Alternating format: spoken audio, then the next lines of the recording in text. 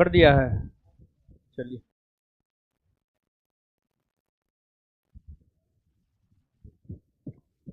कर दिया है सही में ना? बोलना शुरू कर ना दे हैं। चलिए, क्या हाल चाल है बताइए? बढ़िया है, बढ़िया है। तो देखिए बाबू, करेंट अफेयर का सेशन, करेंट अफेयर ना, करेंट में अफेयर, अरे बाप रे। तो करेंट में आप लोग का किसी से अफेयर और नहीं ना? अभी जिस अवस्था में है उस अवस्था में नहीं होना चाहिए।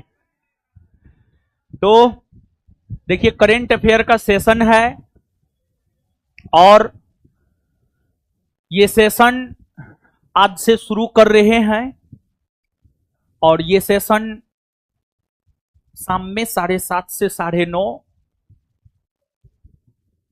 तब तक चलेगा जब तक कि 1000 प्लस क्वेश्चन खत्म ना हो जाए, ठीक है? लेकिन हाँ, अगले सोमवार से पहले खत्म कर देंगे, अगले सोमवार से पहले खत्म कर देंगे। तो ये ऑब्जेक्टिव है, ऑब्जेक्टिव का पीडीएफ है ये। इसमें जनवरी 2025 से जून 2025 तक की जितनी भी महत्वपूर्ण घटनाएं हैं उसको एक जगह मंथ वाइज, डेट वाइज संकलित कर दिए हैं। 1000 प्लस क्वेश्चन है इसमें, 1050 क्वेश्चन है इसमें, 1050 क्वेश्चन है इसमें। इसी का डिस्कशन करवाएंगे हम। और करंट को डिस्कस करते हुए स्टैटिक चीजों को भी हम डिस्कस करेंगे आपके साथ, समझ गए? और करंट का देखिए कैसे चिट्ठा सब तैयार होता है, समझे? देखिए, आपको सबसे पहले मूल कॉपी हम दिखाते हैं, कुछ मूल कॉपी देखिए। ये मूल कॉपी है जनवरी 2025 से लेकर जून 2025 तक। इसमें जो बहुत कुछ नहीं भी है, ठीक है? तो इसके बाद जो है करंट के अंतर्गत जो है ये ऑब्जेक्टिव के साथ साथ एक सब्जेक्टिव भी दे रहे हैं। ऑब्जेक्टिव के साथ साथ एक सब्जेक्टिव भी ये है, सब्जेक्टिव, सब्जेक्टिव ऑब्जेक्टिव पूरी बात हमको बोलने दीजिए, ठीक है? समझिए, नहीं मिला है तो मिल जाएगा, सब्जेक्टिव थोड़े मिलेगा, मारेंगे मुंह तोड़ देंगे हम। सब्जेक्टिव जा खरीदो, सब चीज फ्री में दे दे।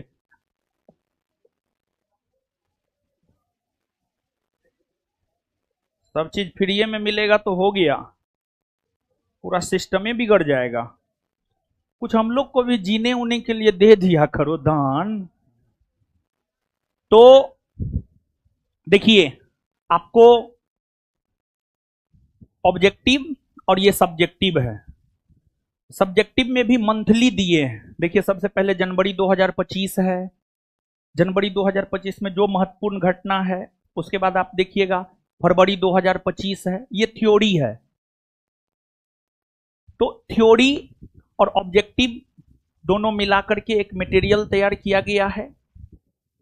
ऑफिस में, संस्थान के ऑफिस में सब्जेक्टिव ऑब्जेक्टिव दोनों अलग अलग भी है और दोनों मर्ज भी है।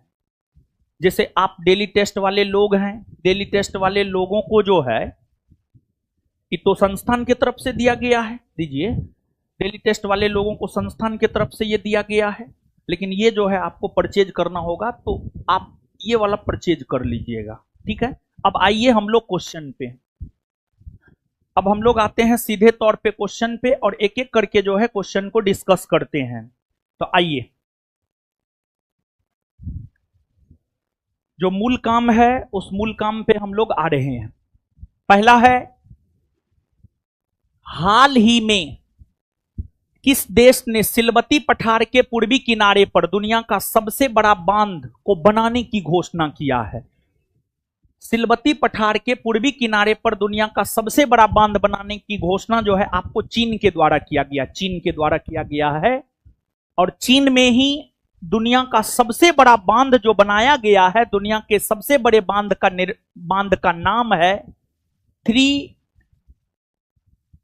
गॉर्जेज बांध, थ्री गॉर्जेज बांध, और जो थ्री गॉर्जेज बांध है, यह बांध अगर देखा जाए तो यह बांध जो है चीन के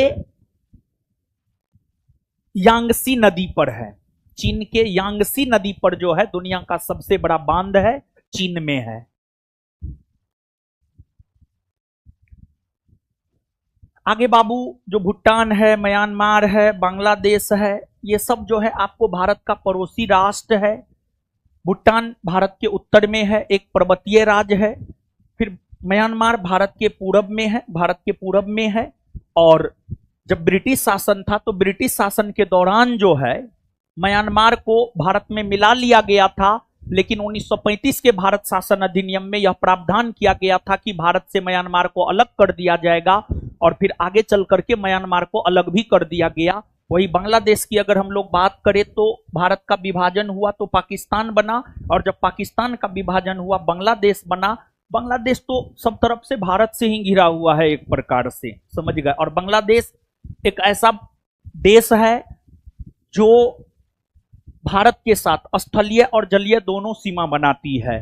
बांग्लादेश हो गया, पाकिस्तान हो गया और म्यांमार हो गया। बांग्लादेश, पाकिस्तान, म्यांमार, ये तीन ऐसे देश है जो भारत के साथ स्थलीय और जलीय दोनों प्रकार की सीमा बनाता है। और बांग्लादेश भारत के साथ सबसे लंबी स्थलीय सीमा बनाता है। बांग्लादेश जो है भारत के साथ सबसे लंबी स्थलीय सीमा बनाता है, 4096 किलोमीटर की सीमा बनाता है। हाल ही में राष्ट्रपति द्रौपदी मुर्मू ने 17 बच्चों को प्रधानमंत्री राष्ट्रीय बाल पुरस्कार प्रदान किया। यह किस मंत्रालय के द्वारा दिया जाता है?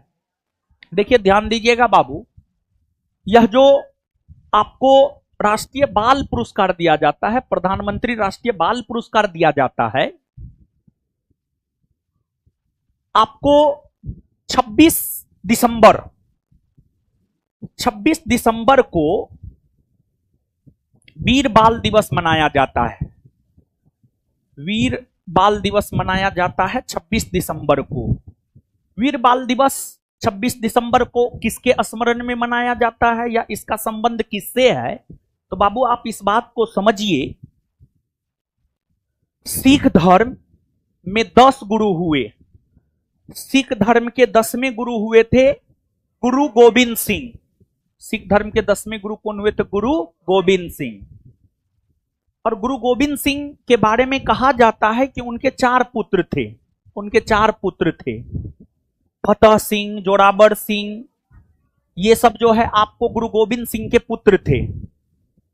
गुरु गोविंद सिंह के पिता गुरु तेग बहादुर थे। गुरु तेग बहादुर की हत्या औरंगजेब ने कर दी थी, जिस वजह से औरंगजेब और गुरु गोविंद सिंह के बीच जो संबंध था काफी खराब था संबंध। और गुरु गोविंद सिंह हमेशा मुगलों से लड़ाई लड़ते रहे, और मुगलों से लड़ाई लड़ने के क्रम में ही गुरु गोविंद सिंह के 4 पुत्र शहीद हो गए। गुरु गोविंद सिंह के 4 पुत्र जो शहीद हो गए, उनके स्मरण में ही एक प्रकार से आप कह सकते हैं कि वीर बाल दिवस 26 दिसंबर को मनाया जाता है। और वीर बाल दिवस के अवसर पर ही सामान्य तौर पर इस प्रकार के प्रधानमंत्री राष्ट्रीय बाल पुरस्कार की घोषणा होती है। और प्रधानमंत्री राष्ट्रीय बाल पुरस्कार जो है इस बार 17 बच्चों को दिया गया है। 17 बच्चों को दिया गया है, जिसमें 10 लड़की को दिया गया है और 7 लड़का को दिया गया है। और इसके अंतर्गत जो है बच्चों को प्रोत्साहित करने का काम किया जाता है। देखिए कोई भी पुरस्कार जो होता है, पुरस्कार लोगों को प्रोत्साहित करता है, लोगों को प्रेरित करता है। पुरस्कार समझ गए, पुरस्कार लोगों को प्रोत्साहित करता है और लोगों को प्रेरित करता है। लेकिन आज के डेट में अगर आप किसी को पुरस्कार भी देते हैं तो सामने वाले को इतना जलन होता है कि सामने वाला जो है आईटी, जीएसटी सब जगह जो है नाम से एप्लीकेशन डाल देता है कि इसका चेक किया जाए कहां से इतना पैसा लाता है। ठीक है, यो सब होता है। मतलब लोग कितना चलनशील हो गया है। ठीक है, तो जो बाबू आपको राष्ट्रीय बाल पुरस्कार है, राष्ट्रीय बाल पुरस्कार जो है इस पुरस्कार के अंतर्गत 1 लाख रुपया दिया जाता है, एक पदक दिया जाता है। ये सब चीज जो है आपको दिया जाता है और यह पुरस्कार जो है आपको महिला एवं बाल विकास मंत्रालय के द्वारा दिया जाता है। महिला एवं बाल विकास मंत्रालय के द्वारा दिया जाता है। 26 दिसंबर 2024 को किसने सुपोषित ग्राम पंचायत अभियान का शुभारंभ किया है? सुपोषित ग्राम पंचायत अभियान का शुभारंभ हमारे देश के प्रधानमंत्री श्री नरेंद्र मोदी जी ने किया है। यह जो बाबू अभियान है, इस अभियान का उद्देश्य क्या है पता है? केंद्र की मोदी सरकार ने यह लक्ष्य बनाया है कि 2047 ईस्वी तक भारत को विकसित भारत बना देंगे, विकसित राष्ट्र बना देंगे। तो मोदी जी का विजन बहुत बड़ा है और मोदी जी ने इस योजना की शुरुआत इसलिए किया है ताकि इस योजना के तहत ग्रामीण स्तर पर भी भारत को जो है स्वस्थ बनाया जाए। ग्रामीण स्तर पर भी भारत को स्वस्थ बनाया जाए। आज के डेट में शहर में हेल्थ को लेकर के ठीक ठाक इंफ्रास्ट्रक्चर है, लेकिन गांव में हेल्थ को लेकर के इंफ्रास्ट्रक्चर नहीं है। इसका उद्देश्य है 2047 ईस्वी तक भारत को स्वस्थ भारत बना देना है। 2047 ईस्वी तक भारत को स्वस्थ बना देना है, स्वस्थ भारत बना देना है। इस योजना का यही लक्ष्य है। फरवरी 2025 में पहला WAVES world audio visual entertainment summit शिखर सम्मेलन का आयोजन किया जाएगा। इनकी मेजबानी कौन देश करेगा? तो वेब्स सम्मेलन 2025 का आयोजन भारत ने किया है, हो चुका है इसका आयोजन। और इसका आयोजन जो है आपको नई दिल्ली में हुआ है। इसका आयोजन नई दिल्ली में हुआ है और इसका उद्घाटन जो है हमारे प्रधानमंत्री श्री नरेंद्र मोदी जी के द्वारा किया गया था।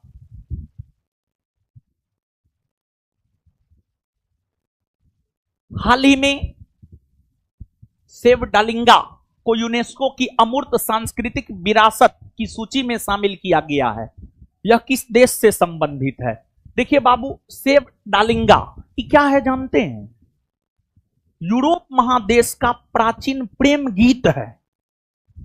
ये जो सेव डालिंगा है, ये यूरोप महादेश का जो है प्राचीनतम प्रेम गीत है। प्राचीनतम प्रेम गीत है। जैसे एक बात बाबू आप समझिए, भारत का सर्वप्राचीन धर्म ग्रंथ वेद है। वेद 4 है, ऋग्वेद, यजुर्वेद, सामवेद, अथर्ववेद। ऋग्वेद को यूनेस्को ने साहित्य में शामिल किया है, हां या ना? एकदम किया है। उसी प्रकार से यूरोप महादेश में एक देश है बोस्निया। यूरोप महादेश में एक छोटा सा देश है बोस्निया। बोस्निया का ही ये प्राचीनतम प्रेम गीत है, जिसको यूनेस्को की अमूर्त सांस्कृतिक विरासत की सूची में शामिल किया गया है। हाल ही में कहां पर समुद्र में भारत के सबसे लंबे कांच के ब्रिज का उद्घाटन किया गया है? यानी समुद्र में भारत के सबसे लंबे कांच के ब्रिज का उद्घाटन किया गया है तमिलनाडु में किया गया है। और यह जो समुद्र में भारत का सबसे लंबा कांच ब्रिज है, इसका उद्घाटन तमिलनाडु में हुआ है। और तमिलनाडु में यह ब्रिज विवेकानंद रॉक मेमोरियल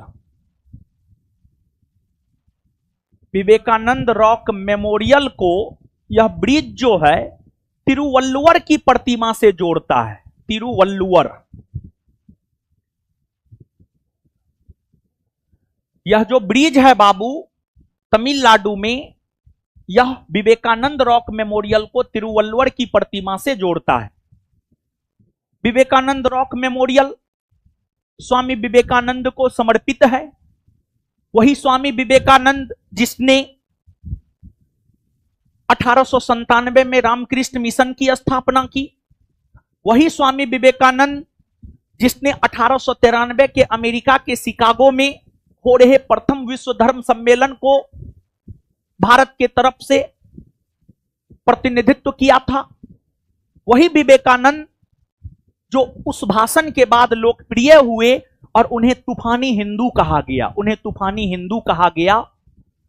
और जहां तक स्वामी विवेकानंद का सवाल है, आप सब लोग स्वामी विवेकानंद के बारे में जानते हैं कि उनका जन्म 12 जनवरी को हुआ है और उनके जन्म दिवस 12 जनवरी को ही राष्ट्रीय युवा दिवस के रूप में मनाया जाता है। ऐसे विश्व युवा दिवस 12 अगस्त को मनाया जाता है। और स्वामी विवेकानंद के बचपन का नाम जो है आपको नरेंद्र नाथ दत्त हुआ करता था। उनके गुरु थे रामकृष्ण परमहंस।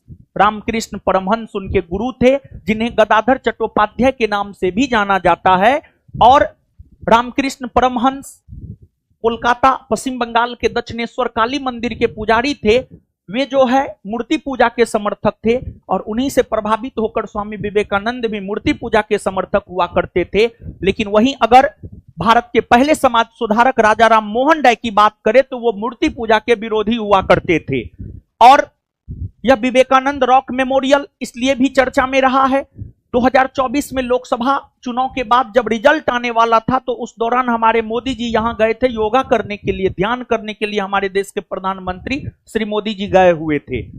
विवेकानंद हो गया। उसके बाद तिरुवल्लुवर, जानते हैं बाबू तिरुवल्लुवर? तिरुवल्लुवर अपने समय के बहुत बड़े दार्शनिक और विद्वान हुआ करते थे। और तिरुवल्लुवर की रचना है कुरल। तिरुवल्लुवर की रचना है कुरल, जिसे पांचवें वेद की भी संज्ञा दी जाती है। कुरल जिसे पांचवें वेद की भी संज्ञा दी जाती है। और तिरुवल्लुवर को एक प्रकार से तमिल साहित्य में एक बड़ा नाम है तिरुवल्लुवर। तमिल साहित्य में, तमिल साहित्य लिखने वाले विद्वानों में अगर देखा जाए तो एक बहुत बड़ा नाम है तिरुवल्लुवर, जिन्होंने कुरल की रचना की है। हाल ही में भारत और नेपाल के बीच सेनाभ्यास सूर्य किरण का आयोजन किया जा रहा है। यह आयोजन 31 दिसंबर से 13 जनवरी तक होगा। यह कौन सा संस्करण है? देखिए, आपको जो नेपाल है, नेपाल तो समुद्री सीमा सब बनाता है नहीं, छोटा सा पर्वतीय देश है, भारत के उत्तर में है। और जहां तक नेपाल का सवाल है, भारत नेपाल के साथ सूर्य किरण अभ्यास का आयोजन करता है। और यह एक प्रकार का थल सेनाओं का सेनाभ्यास है। थल सेनाओं का सेनाभ्यास है। और 31 दिसंबर 2024 से लेकर 13 जनवरी 2025 तक जो सूर्य किरण का आयोजन हुआ है, इसका आयोजन नेपाल में ही हुआ है। और यह 18वें संस्करण का है। 18वें संस्करण का है। और यह सूर्य किरण सेनाभ्यास का आयोजन एक वर्ष भारत में होता है, एक वर्ष नेपाल में होता है, एक वर्ष भारत में होता है, एक वर्ष नेपाल में होता है। समझ गए? इस प्रकार से होता है।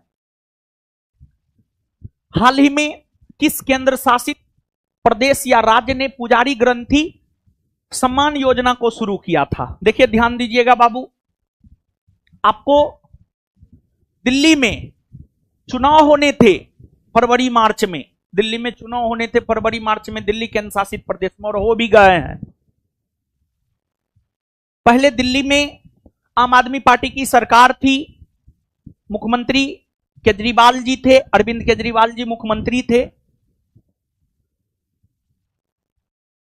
उन्हें यह लग रहा था कि पता नहीं इस बार हम चुनाव हार ना जाए, तो धर्म की और वो भी धीरे धीरे जो है रुख किए थे। तो अरविंद केजरीवाल दिल्ली में होने वाले चुनाव को देखते हुए दिल्ली में पुजारी ग्रंथी सम्मान योजना को लॉन्च किया था। और इस योजना के तहत जो है हिंदू मंदिर के पंडितों को, पुजारियों को और गुरुद्वारा, सिख गुरुद्वारा में जो आपको एक प्रकार से पुजारी हुआ करते थे, उन्हें पर माह 18,000 रुपया देने की घोषणा पुजारी ग्रंथ सम्मान योजना के तहत अरविंद केजरीवाल के द्वारा किया गया। लेकिन इसके बावजूद भी बेचारा चुनाव हार गए और फिर दिल्ली में बीजेपी सत्ता में आया और मुख्यमंत्री जो है रेखा गुप्ता को दिल्ली में बीजेपी ने मुख्यमंत्री बनाया। तो यह योजना जो है आपको दिल्ली की है, और दिल्ली की अगर हम बात करें तो यह एक केंद्र शासित प्रदेश है। दिल्ली जो है आपको एक केंद्र शासित प्रदेश है, और दिल्ली भारत की राजधानी नगर भी है। दिल्ली भारत की राजधानी नगर भी है, और दिल्ली भारत की राजधानी बनी है 1 अप्रैल 1912 को, और तब से लेकर आज तक दिल्ली जो है आपको भारत की राजधानी बनी हुई है। और जहां तक दिल्ली का सवाल है, इसकी स्थापना तोमरों ने किया था, और दिल्ली सल्तनत के अंतर्गत आपको सुल्तानों का जो राजधानी नगर रहा है, लंबे समय तक जो है आपको दिल्ली भी रहा है, लंबे समय तक दिल्ली रहा है। हाल ही में आयोजित 78वां संतोष ट्रॉफी किस राज्य ने जीता है? देखिए, एक तो बाबू जो संतोष ट्रॉफी है इसका संबंध फुटबॉल से है। जो संतोष ट्रॉफी है इसका संबंध अगर देखा जाए तो इसका संबंध फुटबॉल से है। संतोष ट्रॉफी का आयोजन 1941 ईस्वी से होता हुआ आया है, और आपको जो 78वां संतोष ट्रॉफी है इसका फाइनल मैच पश्चिम बंगाल और केरल के बीच खेला गया था, जिसमें पश्चिम बंगाल की जीत हुई, केरल की हार हुई। पश्चिम बंगाल विजेता बना, केरल जो है आपको उपविजेता बना। और पश्चिम बंगाल जो है अभी तक 33 बार संतोष ट्रॉफी जीत चुका है। पश्चिम बंगाल जो है अभी तक 33 बार संतोष ट्रॉफी जीत चुका है। हाल ही में भारत सरकार के किस मंत्रालय ने वर्ष 2025 को सुधारों का वर्ष घोषित किया है? रक्षा मंत्रालय। भारत सरकार के रक्षा मंत्रालय ने 2025 को सुधारों का वर्ष घोषित किया है, क्योंकि रक्षा के क्षेत्र में जो है पहले की तुलना में भारत अत्यधिक वस्तुओं का उत्पादन करने लगा है, और रक्षा के क्षेत्र में भारत धीरे धीरे बहुत आगे बढ़ रहा है। हाल ही में 10वें अजंता एलोरा अंतर्राष्ट्रीय फिल्म महोत्सव का आयोजन किया गया। इसमें किन्हें पद्म पानी लाइफ टाइम अचीवमेंट पुरस्कार 2025 दिया जाएगा? एक तो 10वें अजंता एलोरा अंतर्राष्ट्रीय फिल्म महोत्सव का आयोजन जो है आपको मुंबई में हुआ है, मुंबई में हुआ है। और इस फिल्म महोत्सव के अंतर्गत जो है पद्म पानी लाइफ टाइम अचीवमेंट पुरस्कार सई प्रांजपे को दिया गया है। सई प्रांजपे को दिया गया है। ये फिल्म मेकर है, एक प्रकार से कहिए फिल्म मेकर है।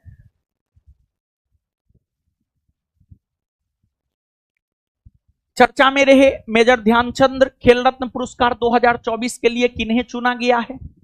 देखिए, जो मेजर ध्यानचंद खेल रत्न पुरस्कार 2024 है, एक तो भारत में एक मंत्रालय है युवा मामले एवं खेल मंत्रालय। युवा मामले एवं खेल मंत्रालय के द्वारा ही राष्ट्रीय खेल पुरस्कार खिलाड़ियों को दिया जाता है। और जहां तक राष्ट्रीय खेल पुरस्कार का सवाल है, राष्ट्रीय खेल पुरस्कार के अंतर्गत मेजर ध्यानचंद खेल रत्न पुरस्कार आता है, अर्जुन पुरस्कार आता है, इसके अलावे जो है द्रोणाचार्य पुरस्कार आता है, मौलाना अबुल कलाम आजाद ट्रॉफी आता है। ये तमाम ऐसे पुरस्कार है जो राष्ट्रीय खेल पुरस्कार के अंतर्गत आते हैं। और राष्ट्रीय खेल पुरस्कार के अंतर्गत आने वाले सभी पुरस्कारों में अगर देखा जाए तो सबसे बड़ा पुरस्कार है मेजर ध्यानचंद खेल रत्न पुरस्कार। सबसे बड़ा पुरस्कार है मेजर ध्यानचंद खेल रत्न पुरस्कार। मेजर ध्यानचंद खेल रत्न पुरस्कार की अगर हम लोग बात करें तो इस पुरस्कार की शुरुआत वर्ष 1991-92 ईस्वी से हुई है। वर्ष 1991-92 ईस्वी से मेजर ध्यानचंद खेल रत्न पुरस्कार की शुरुआत हुई है। लेकिन ध्यान दे, जिस समय इस खेल पुरस्कार की शुरुआत हुई थी उस समय इसे राजीव गांधी खेल रत्न पुरस्कार कहा जाता था। राजीव गांधी खेल रत्न पुरस्कार, राजीव गांधी खेल रत्न पुरस्कार कहा जाता था। और जो राजीव गांधी खेल रत्न पुरस्कार है इसी का नाम बदलकर केंद्र की मोदी सरकार ने 2021 ईस्वी में मेजर ध्यानचंद खेल रत्न पुरस्कार कर दिया है। तो मेजर ध्यानचंद खेल रत्न पुरस्कार को पहले राजीव गांधी खेल रत्न पुरस्कार के नाम से जाना जाता था, इसी का नाम बदलकर 2021 में मेजर ध्यानचंद खेल रत्न पुरस्कार किया गया है। यह पुरस्कार 1991-92 में शुरू हुआ। सर्वप्रथम यह पुरस्कार अगर देखा जाए तो विश्वनाथन आनंद को दिया गया था, जो कि शतरंज के बहुत बड़े खिलाड़ी हुआ करते थे अपने समय के। 2024 का यह पुरस्कार 4 खिलाड़ी, डी गुकेश, डी गुकेश के बाद आपको मनु भाकर, प्रवीण कुमार, हरमनप्रीत सिंह, ये 4 खिलाड़ी को जो है यह पुरस्कार दिया गया है। और इन 4 खिलाड़ियों को यह पुरस्कार जो है पेरिस ओलंपिक और पेरिस पैरा ओलंपिक 2024 में पेरिस में ओलंपिक खेल का आयोजन हुआ और 2024 में पेरिस में ही पैरा ओलंपिक का आयोजन हुआ। पेरिस ओलंपिक और पेरिस पैरा ओलंपिक में बेहतर प्रदर्शन करते हुए पदक जीतने को लेकर इन खिलाड़ियों को जो है 2024 का मेजर ध्यानचंद खेल रत्न पुरस्कार दिया गया है। तो इसमें जो आपको मनु भाकर है, हरमनप्रीत सिंह है और प्रवीण कुमार है, इन तीनों को पेरिस, ये दोनों पेरिस ओलंपिक और ये पेरिस पैरा ओलंपिक में बेहतर प्रदर्शन करने के लिए यह पुरस्कार पाया है। लेकिन वही डी गुकेश की अगर हम बात करें तो इनका संबंध शतरंज से है और सबसे कम उम्र में विश्व शतरंज चैंपियनशिप जीतने का रिकॉर्ड इन्होंने बनाया है और उसी उपलक्ष्य में डी गुकेश को जो है यह पुरस्कार दिया गया है। मनु भाकर का संबंध किस खेल से है, यह भी आपसे पूछा जाता है। मनु भाकर का संबंध शूटिंग या निशानेबाजी से है, शूटिंग या निशानेबाजी से। हरमनप्रीत सिंह का संबंध हॉकी से है। डी गुकेश का संबंध अगर देखा जाए तो शतरंज से है। और प्रवीण कुमार पैरा ओलंपिक है, हाँ पैरा एथलीट है आप कह सकते हैं, हाई जंप, हाँ ऊंची कूद, पैरा एथलीट है आप कह सकते हैं, पैरा एथलीट है।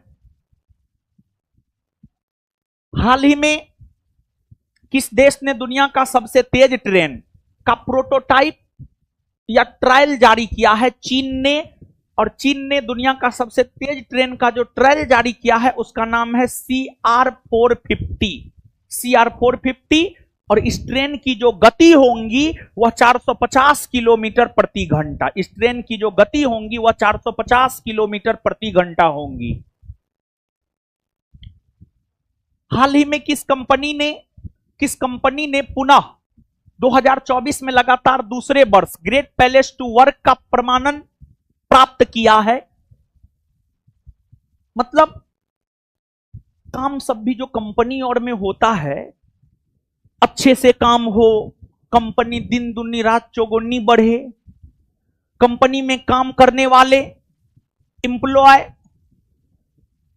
काम करने को लेकर प्रेरित रहे, इसको लेकर के जो है छोटे छोटे स्तर पर प्रयास किए जाते हैं।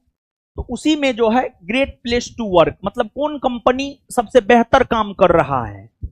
तो 2024 से पहले भी लगातार 2 वर्षों से जो है ग्रेट प्लेस टू वर्क का प्रमाणन सेल को दिया गया है। सेल एक महारत्न कंपनी है, और SAIL Steel Authority of India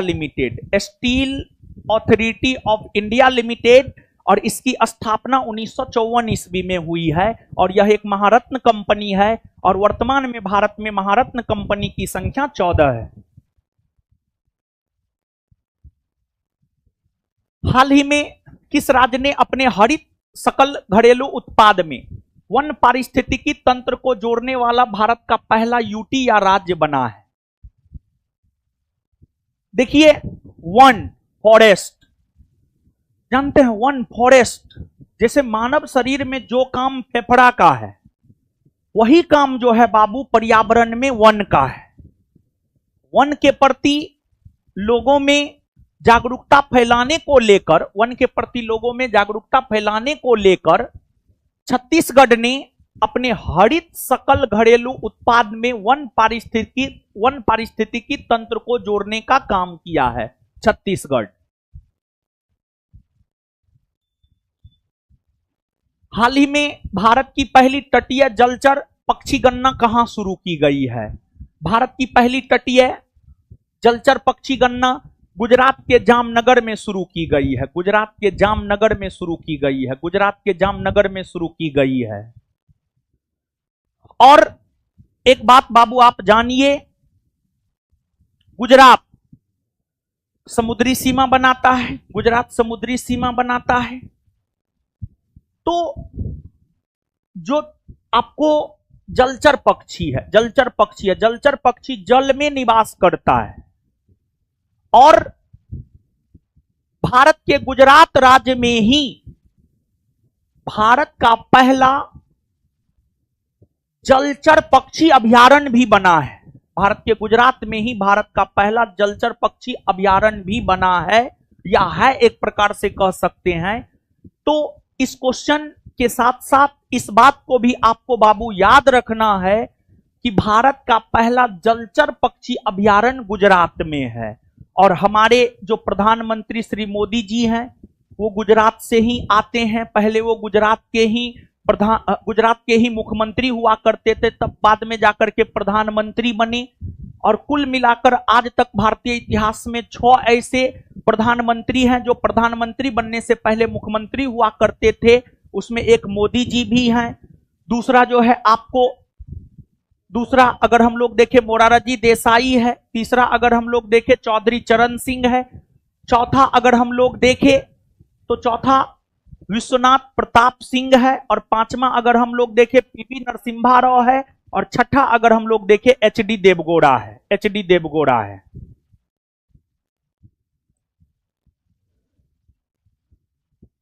हाल ही में चीन में एक नए वायरस का प्रकोप देखा गया है। इसके कुछ मरीज जनवरी 2025 के शुरुआत में भारत में भी देखे गए थे। यह कौन सा वायरस था? यह था HMPV।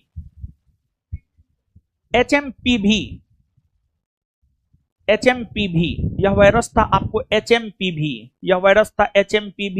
Human Meta Numa virus. समझ गए? Human Meta Numa virus. हाँ ठीक हो। नहीं जी, यहां पर जो है ना, नहीं सुनिए, पी साइलेंट है। Human Meta Numa virus, P silent है बाबू, सी होगा। HMPV 1 जनवरी 2025 को वन नेशन वन सब्सक्रिप्शन योजना शुरू की गई है। इसका संबंध किससे है? छात्र व शिक्षक से है। हाल ही में किस बैंक को Dada Saheb Phalke international film festival award 2025 के स्पेशल पार्टनर घोषित किया गया है? Dada Saheb Phalke international film festival award 2025 का स्पेशल पार्टनर जो है PNB को घोषित किया गया है, पंजाब नेशनल बैंक को घोषित किया गया है। और जो PNB है यह 1894 में स्थापित हुआ है, 1894। जनवरी 2025 में उत्तराखंड ने पौधों के संरक्षण के लिए किस उद्यान या वाटिका को स्थापित किया है? उत्तराखंड ने पौधों के संरक्षण के लिए जिस उद्यान या वाटिका को स्थापित किया है उसका नाम है महाभारत वाटिका। अब 1 मिनट बाबू सुनिए। महाभारत जो कि विश्व का सबसे बड़ा महाकाव्य है, महाभारत जो कि विश्व का सबसे बड़ा महाकाव्य है, जिसे 18 खंडों में बांटा गया है, 18 अध्याय में बांटा गया है। महाभारत में संभवतः 37 प्रकार के पौधों की चर्चा महाभारत में देखने को मिलती है। महाभारत में जो 37 प्रकार के पौधों की चर्चा देखने को मिलती है, उन 37 प्रकार के पौधों को संरक्षण देने के लिए ही उत्तराखंड के हल्द्वानी में महाभारत वाटिका को स्थापित किया गया है। हाल ही में केंद्रीय रेल मंत्रालय ने अपने उत्तरी रेलवे जोन के अंतर्गत किस जगह अपना 69वां रेलवे मंडल या डिवीजन स्थापित करेगा? 69वां रेलवे मंडल या डिवीजन स्थापित कर रहा है जम्मू में। कहां कर रहा है? जम्मू में कर रहा है। अगर आप देखेंगे भारत में भारत को कितना रेलवे जोन में बांटा गया है, तो भारत को जो है टोटल 18 रेलवे जोन में बांटा गया है। कितना रेलवे जोन में बांटा गया? 18 रेलवे जोन में भारत को बांटा गया है। और भारत को जो 18 रेलवे जोन में बांटा गया है, 18 रेलवे जोन का मुख्यालय अलग अलग जगह है। यहां पर एगो भारत का मानचित्र लगाइए तो। और रेलवे जोन से जो है आप देखिए, बिहार दरोगा हो, बिहार पुलिस हो, या फिर अन्य कोई भी एग्जाम हो, अन्य कोई भी वनडे एग्जाम हो, उसमें जो है रेलवे जोन से संबंधित प्रश्न आपसे पूछा जाता है। यहां भारत के 18 रेलवे जोन का मुख्यालय 1 मिनट में हम लोग जान लेते हैं।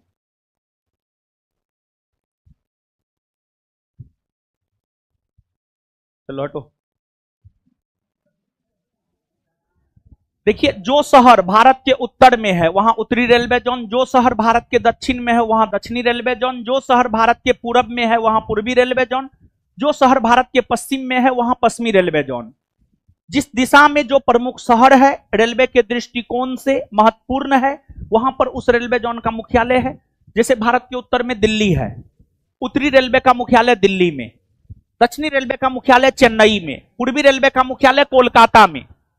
कोलकाता एक ऐसा शहर है जहां पर 3 रेलवे जोन का मुख्यालय है। पूर्वी रेलवे जोन के साथ साथ जो है दक्षिणी पूर्वी रेलवे जोन और मेट्रो रेल, ये तीनों रेलवे जोन का मुख्यालय कोलकाता में है। फिर पश्चिमी रेलवे का मुख्यालय मुंबई चर्च गेट में है। और मध्य रेलवे का भी मुख्यालय महाराष्ट्र के भीतर ही है, मुंबई सीएसटी में है। इसके अलावे उत्तरी मध्य रेलवे का मुख्यालय इलाहाबाद में है, जिसे आज प्रयागराज कहते हैं। फिर दक्षिणी मध्य रेलवे का मुख्यालय सिकंदराबाद में है। फिर पूर्वी मध्य रेलवे का मुख्यालय हाजीपुर में है। फिर पश्चिमी मध्य रेलवे का मुख्यालय जबलपुर में है। इसके अलावे उत्तरी पश्चिमी रेलवे का मुख्यालय राजस्थान के जयपुर में है। उत्तरी पूर्वी रेलवे का मुख्यालय गोरखपुर में है। फिर दक्षिणी पूर्वी रेलवे कोलकाता में है। दक्षिणी पश्चिमी रेलवे का मुख्यालय कर्नाटक के हुबली में है। इसके अलावे सीमांत रेलवे का मुख्यालय मालेगांव में है। फिर पूर्वी तटवर्ती रेलवे का मुख्यालय भुवनेश्वर में है। दक्षिणी तटवर्ती रेलवे का मुख्यालय विशाखापत्तनम में है। इन रेलवे जोनों के अलावा एक ही रेलवे जोन बच रहा है, दक्षिणी पूर्वी मध्य रेलवे की अगर हम बात करें तो दक्षिणी पूर्वी मध्य रेलवे का मुख्यालय बिलासपुर में है। तो ये भारत के 18 रेलवे जोन है। भारत वर्तमान में 18 रेलवे जोन और 69 डिवीजन में बटा हुआ है। 18 रेलवे जोन और 69 डिवीजन में बटा हुआ है। और 69वां डिवीजन जो है आपको जम्मू में स्थापित हुआ है। मानचित्र ना। जनवरी 2025 में ASSOCHAM, associate chambers of commerce and industries of India के नए महानिदेशक किन्हें नियुक्त किया गया है? मनीष सिंघल को नया महानिदेशक एसोचैम का नियुक्त किया गया है। और जो एसोचैम है इसकी स्थापना वर्ष 1920 ईस्वी में हुई है। यह उद्योग जगत से जुड़ा हुआ संगठन है। उद्योग जगत से जुड़ा हुआ संगठन है यह। जनवरी 2025 की एक वैश्विक रिपोर्ट के अनुसार भारत विश्व में वस्त्र और परिधान के निर्यात में विश्व के किस स्थान पर है? भारत विश्व में वस्त्र और परिधान के निर्यात में जो है छठा स्थान पे है। प्रथम स्थान पर अगर देखा जाए तो प्रथम स्थान पर चीन है। भारत का स्थान छठा है। और भारत सबसे ज्यादा वस्त्र निर्यात अमेरिका को करता है और यूरोपियन यूनियन को करता है। अमेरिका और यूरोपियन यूनियन को भारत सबसे ज्यादा वस्त्र का निर्यात करता है। हाल ही में जारी एयर विजुअल डेटा के अनुसार वैश्विक प्रदूषण रैंकिंग में शीर्ष स्थान पर कौन सा शहर रहा है? शीर्ष स्थान पर रहा है वियतनाम का शहर हनोई। वियतनाम का राजधानी नगर कहां है? हनोई ही है। वियतनाम का राजधानी नगर हनोई रहा है। यानी सबसे ज्यादा प्रदूषित पूरे विश्व में अगर कोई शहर है तो वो हनोई है। अपना दिल्ली भी पीछे ना है। दिसंबर 2025 में किस देश ने 250 वर्षों के बाद वाइल्ड ईगल को आधिकारिक तौर पर राष्ट्रीय पक्षी घोषित किया है? वाइल्ड ईगल को राष्ट्रीय पक्षी घोषित किया है अमेरिका। और ये जो वाइल्ड ईगल नामक पक्षी है, पहले अमेरिका में शांति और स्वतंत्रता का प्रतीक माना जाता था। जैसे भारत में आप देखिए कबूतर पक्षी, कबूतर पक्षी जो है शांति का प्रतीक माना जाता है, शांति का प्रतीक माना जाता है, समझ गए। तो उसी प्रकार से जो है पहले वाइल्ड ईगल पक्षी जो है अमेरिका में शांति और स्वतंत्रता का प्रतीक माना जाता था, लेकिन अब जो है अमेरिका ने वाइल्ड ईगल को आधिकारिक तौर पर राष्ट्रीय पक्षी घोषित कर दिया है। जिस प्रकार वाइल्ड ईगल अमेरिका का राष्ट्रीय पक्षी है, वैसे भारत का राष्ट्रीय पक्षी कौन है? मोर है, जिसका वैज्ञानिक नाम है पाबो क्रिस्टेटस। इसके बाद आगे चर्चा में रहे आइसाके वल्लुएके किस देश के नए प्रधानमंत्री बने हैं? टोंगा, टोंगा के नए प्रधानमंत्री बने। टोंगा जो देश है ना बाबू, कहां है पता है? टोंगा देश जो है ना प्रशांत महासागर में है। और आपको जो फिजी द्वीप सब है ना, फिजी द्वीप है, न्यूजीलैंड है, फिजी द्वीप और न्यूजीलैंड के बीच में ही टोंगा एक छोटा सा द्वीपीय देश है, समझ गए। टोंगा। हाल ही में भारत के 13वें प्रधानमंत्री डॉक्टर मनमोहन सिंह का निधन हो गया। उन्हें पद्म विभूषण से कब सम्मानित किया गया था? देखिए, मनमोहन सिंह का जहां तक सवाल है, मनमोहन सिंह भारत के प्रथम सिख प्रधानमंत्री बने हैं। वहीं भारत के प्रथम सिख राष्ट्रपति की अगर बात की जाए तो ज्ञानी जैल सिंह, ज्ञानी जैल सिंह भारत के प्रथम सिख राष्ट्रपति और प्रथम सिख प्रधानमंत्री जो है आपको डॉक्टर मनमोहन सिंह। जहां तक मनमोहन सिंह का सवाल है, 1991 ईस्वी से लेकर 2019 ईस्वी तक, 1991 ईस्वी से लेकर 2019 ईस्वी तक वे असम राज्य से राज्यसभा के सदस्य रहे हैं। असम राज्य से राज्यसभा के सदस्य रहे हैं। और 2019 से लेकर 2024 ईस्वी तक वे राजस्थान राज्य से राज्यसभा के सदस्य रहे हैं। तो असम और राजस्थान दोनों राज्य से ये राज्यसभा के सदस्य रहे हैं। ये लोकसभा के सदस्य कभी नहीं बने हैं, ये लोकसभा के सदस्य कभी भी नहीं बने हैं। 1991 से 1996 के दौरान जब देश के प्रधानमंत्री पीवी नरसिम्हा राव हुआ करते थे, तो पीवी नरसिम्हा राव के समय जो है ये वित्त मंत्री हुआ करते थे। और 1991 ईस्वी में जो नई आर्थिक नीति आई थी, जिस नई आर्थिक नीति में भारत ने निजीकरण, वैश्वीकरण, उदारीकरण की नीति को अपनाया था, वैश्वीकरण, निजीकरण, उदारीकरण की नीति को अपनाया था, उसमें आपको इनका बहुत बड़ा योगदान रहा है। किनका? मनमोहन सिंह का योगदान रहा है, मनमोहन सिंह का योगदान रहा है। और आगे चलकर ये देश के प्रधानमंत्री भी रहे हैं। ये 2 दफा देश के प्रधानमंत्री रहे हैं। ये 2004 से लेकर 2009 तक प्रधानमंत्री पद पर रहे हैं और पुनः 2009 से लेकर के 2014 तक प्रधानमंत्री पद पर रहे हैं। और ये राज्यसभा के सदस्य होते हुए प्रधानमंत्री के पद पर रहे हैं। यानी यह जरूरी नहीं है कि प्रधानमंत्री बनने के लिए लोकसभा का ही सदस्य हो।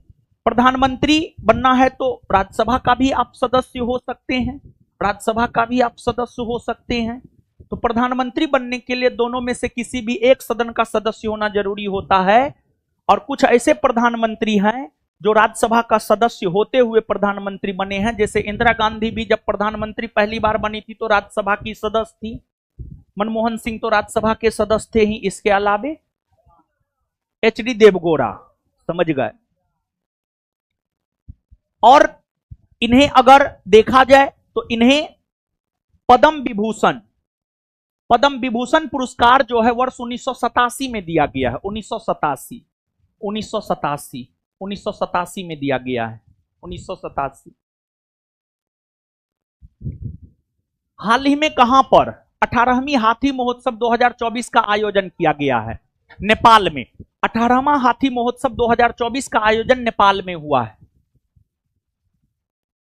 जनवरी 2025 में प्रधानमंत्री नरेंद्र मोदी ने नई दिल्ली स्थित भारत मंडपम में किस महोत्सव का उद्घाटन किया है? भारत मंडपम में प्रधानमंत्री नरेंद्र मोदी ने ग्रामीण भारत महोत्सव का उद्घाटन किया है। ग्रामीण भारत महोत्सव का उद्घाटन किया है। और यह जो ग्रामीण भारत महोत्सव का आयोजन है, यह आयोजन नाबार्ड नाबार्ड के द्वारा आयोजित किया गया था। यह आयोजन अगर देखा जाए तो नाबार्ड के द्वारा आयोजित किया गया था। नाबार्ड यानी national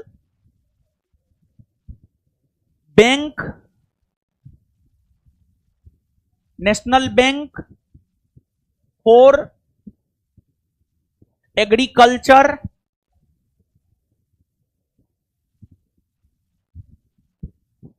national bank for agriculture and rural development.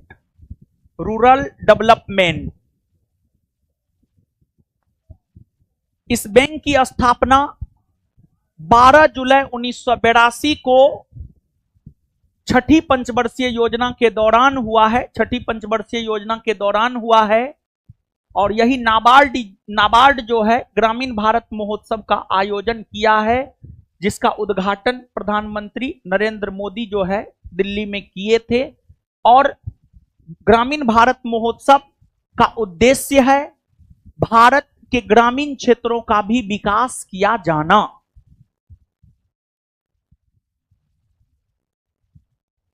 हाल ही में किस बैंक ने हर घर लखपति योजना शुरू किया है?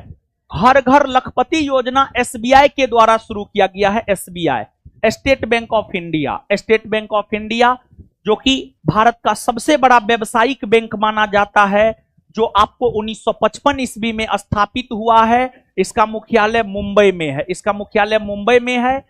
और हर घर लखपति योजना यह एक प्रकार का एफडी स्कीम है, फिक्स डिपॉजिट स्कीम है। यह एक प्रकार का एफडी स्कीम है, यह एक प्रकार का। और यह योजना केंद्र सरकार के द्वारा एसबीआई के नेतृत्व में चलाया जा रहा है।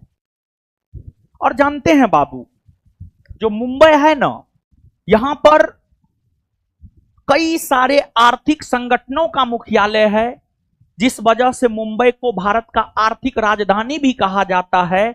और इतना ही नहीं, बल्कि मुंबई को जो है सूती वस्त्र की राजधानी भी कही जाती है। सूती वस्त्र उत्पादन में भी मुंबई अग्रणी है। हाल ही में घरेलू उड़ानों में फ्लाइट के अंदर वाईफाई इंटरनेट की सुविधा शुरू करने वाला भारत का पहला एयरलाइन बना है एयर इंडिया बना है।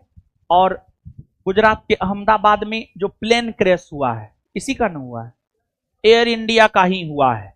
और जो एयर इंडिया है, इसकी स्थापना 1932 में हुई है। और इसका राष्ट्रीयकरण जो है आपको 1953 ईस्वी में हुआ है।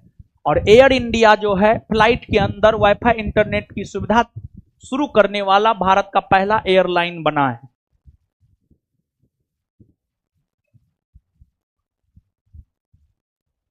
हाल ही में अरुणाचल प्रदेश की पहली महिला आईपीएस अधिकारी कौन बनी है? अरुणाचल प्रदेश की पहली महिला आईपीएस अधिकारी बनी है तेंजिन यांगकी। हाल ही में किस राज्य या यूटी में भारतीय सेना ने अपनी सेना को जानो मेले का आयोजन किया है? तेलंगाना भारत का 29वां राज्य बना है। आंध्र प्रदेश का गठन होकर के, आंध्र प्रदेश का विभाजन होकर के 2 जून 2014 को जो है तेलंगाना का गठन हुआ था। लेकिन जब आगे चलकर आपको 2019 में जम्मू कश्मीर राज्य पुनर्गठन विधेयक के तहत जम्मू कश्मीर से राज्य का दर्जा छीन लिया गया, तत्पश्चात राज्यों की संख्या 29 से घटकर 28 हो गई और वर्तमान में भारत में 28 राज्य है। 6 जनवरी 2025 को लोकसभा अध्यक्ष ओम बिरला ने पंचायत से संसद 2.0 पहल का शुभारंभ किया। इसका लक्ष्य है महिला प्रतिनिधि को सशक्त बनाना। हाल ही में किस शहर ने ऊर्जा साक्षर शहर बनाने के उद्देश्य से दुनिया का पहला जलवायु मिशन शुरू किया है? इंदौर जो है ऊर्जा साक्षर शहर बनाने के उद्देश्य से दुनिया का पहला जलवायु मिशन शुरू किया है। और देखिए, जलवायु परिवर्तन, क्लाइमेट चेंज आज विश्व की बहुत बड़ी समस्या है। मतलब एक प्रकार से कहिए तो ऊर्जा को लेकर साक्षर बनाना, मतलब किस प्रकार के ऊर्जा का उपयोग हम करें, किस प्रकार के ऊर्जा का उपयोग हम ना करें। सामान्य तौर पर उस प्रकार के ऊर्जा का उपयोग होना चाहिए जिससे प्रदूषण कम से कम हो, जिससे प्रदूषण कम से कम हो। इन्हीं सब बातों को लेकर, जागरूकता फैलाने को लेकर जो है इस प्रकार का मिशन इंदौर ने शुरू किया है। और इंदौर पिछले कई वर्षों से भारत का सबसे स्वच्छ शहर रहा है।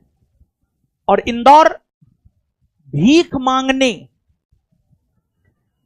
मांगने के अधिकार को कानूनी अपराध घोषित कर दिया है। यानी आप भीख नहीं मांग सकते, आप भीख नहीं मांग सकते हैं इंदौर के भीतर, समझ गए। अगर हाथ पैर है तो अपना हाथ पैर चलाइए, कमाइए, खाइए, समझे। और अब तो मतलब भीख मांगना जो है ना एक प्रकार का धंधा है, समझ गए।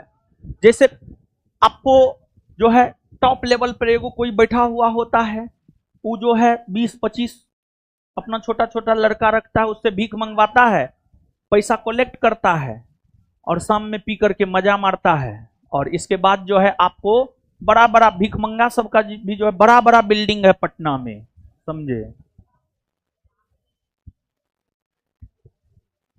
एक रिपोर्ट के अनुसार वित्त वर्ष 2023-24 में कॉफी के वैश्विक निर्यात में भारत ने कितने प्रतिशत की वृद्धि की है? कॉफी के वैश्विक निर्यात में भारत ने 29% की वृद्धि की है।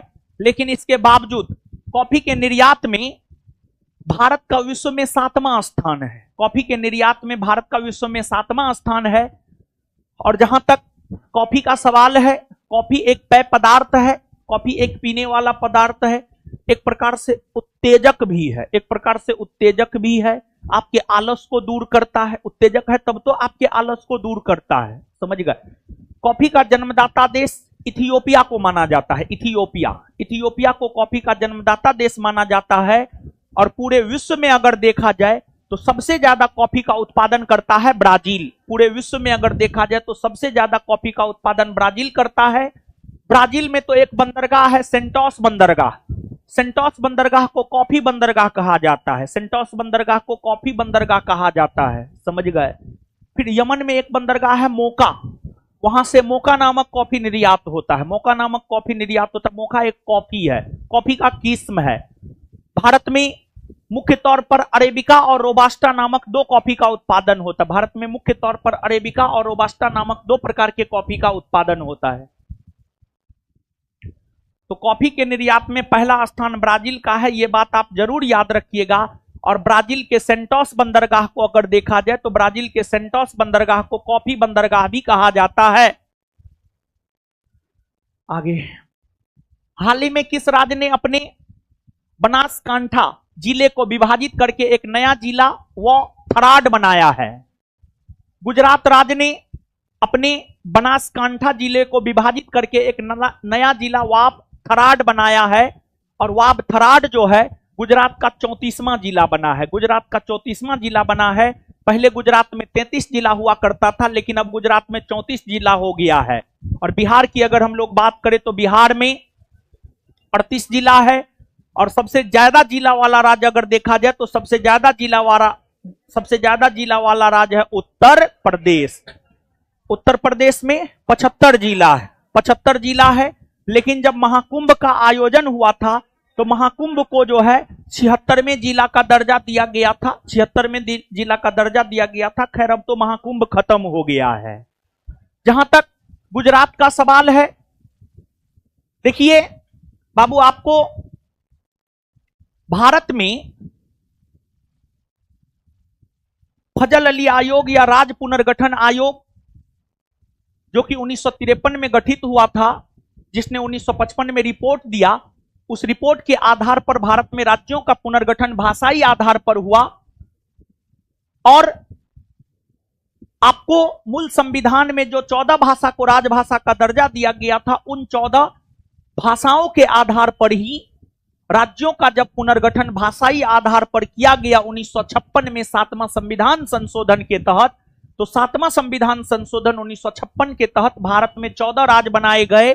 और जब भारत में 14 राज्य हुआ करते थे तो महाराष्ट्र और गुजरात एक ही राज्य हुआ करता था। महाराष्ट्र और गुजरात एक ही राज्य हुआ करता था।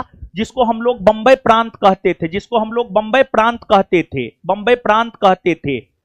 बंबई प्रांत का ही 1960 ईस्वी में विभाजन हुआ और बंबई प्रांत का 1960 ईस्वी में विभाजन होकर गुजरात प्रांत बना और गुजरात प्रांत का गठन 1960 में हुआ। यह भारत का 15वां राज्य बना और गुजरात में जिलों की संख्या कितनी है?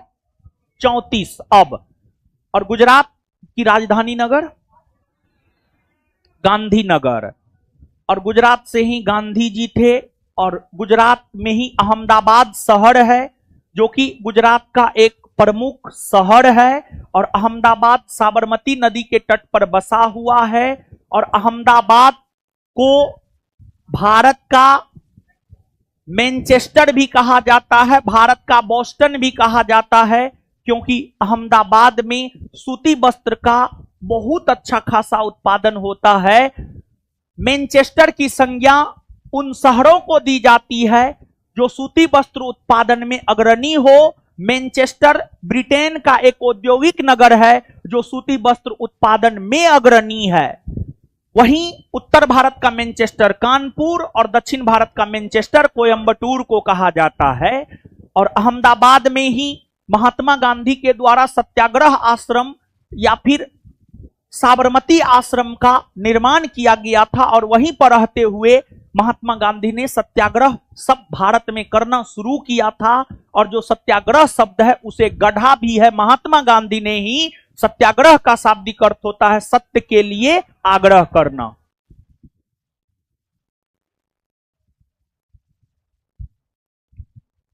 एक नवीन रिपोर्ट के अनुसार भारत में ग्रीन हाउस गैस का उत्सर्जन वर्ष 2020 में 2019 की तुलना में कितना प्रतिशत घटा है? 7.93%। 7.93% जो है आपको घटा है। 7.93% जो है आपको घटा है।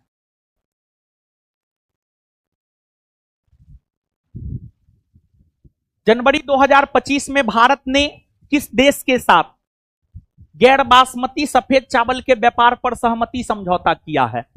गैर बासमती सफेद चावल के व्यापार पर सहमति समझौता भारत ने इंडोनेशिया के साथ किया है। भारत ने इंडोनेशिया के साथ किया है। और जानते हैं बाबू, अभी चावल का सबसे बड़ा निर्यातक भारत है। निर्यातक बोल रहे हैं, अभी चावल का सबसे बड़ा निर्यातक भारत है पूरे विश्व में।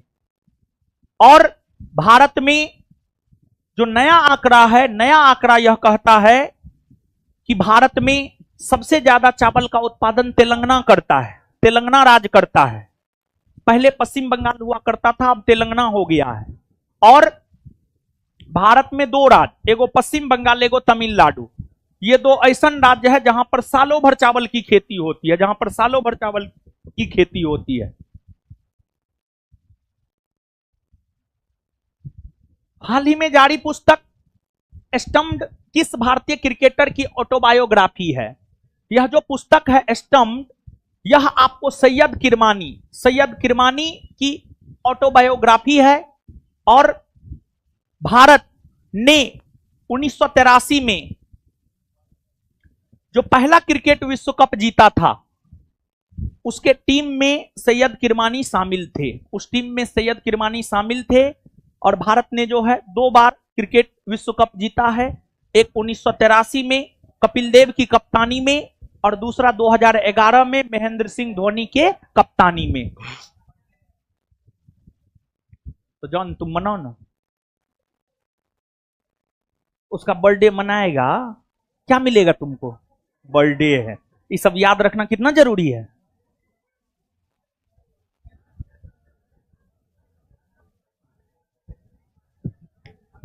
जनवरी 2025 में भोपाल गैस त्रासदी के 40 साल बाद यूनियन कार्बाइड के जहरीले कचरा का निपटान किया जा रहा है। यह दुर्घटना किस वर्ष हुई थी? देखिए बाबू, ध्यान दीजिएगा, भारत में कई प्रकार के आपदा देखने को मिलते हैं।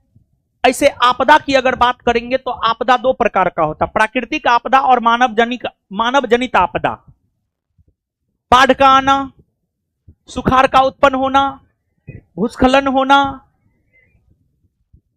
ये सब प्राकृतिक आपदा है। सुनामी आना, भूकंप आना, ज्वालामुखी का फटना, ये सब प्राकृतिक आपदा है।